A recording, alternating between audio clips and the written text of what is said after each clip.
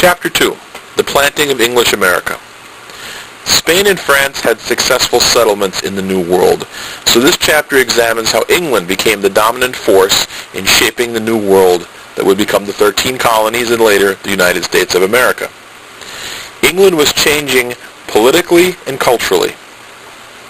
King Henry VIII broke England away from the Catholic Church, starting the Protestant Reformation in England.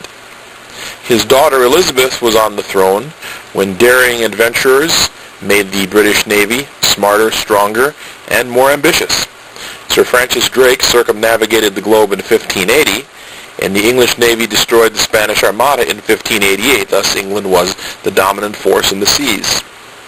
By the time James ascended the throne, exploring the New World was not a dreamy idea for gold and glory. It was a business venture. So when Jamestown was founded in 1607, the idea was to make money to strengthen England.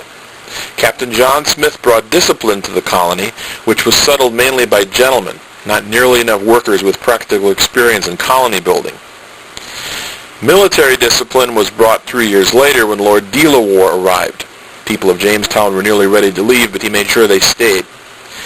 He and the military characters that he brought engaged in a war with the Powhatan Indians that were in the area.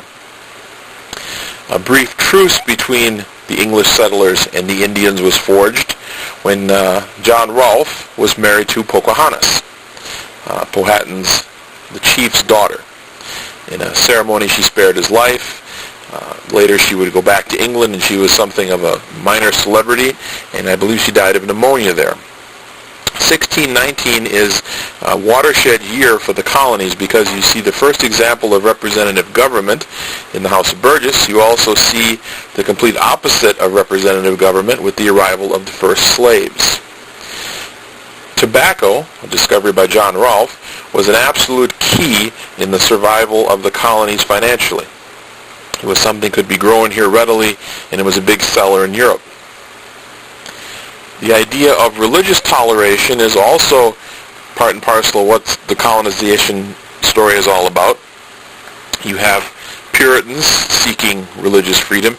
You also have characters like Lord Baltimore seeking religious freedom and toleration for Catholics in the New World. The colony of Maryland was founded around this concept.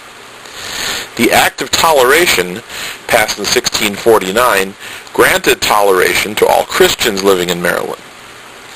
One very important link between the colonies and another place is the crop known as rice and the linkage that created between the Carolinas and the West Indies, because here you have a strong link between slavery, the production of a crop, and how those slaves were treated.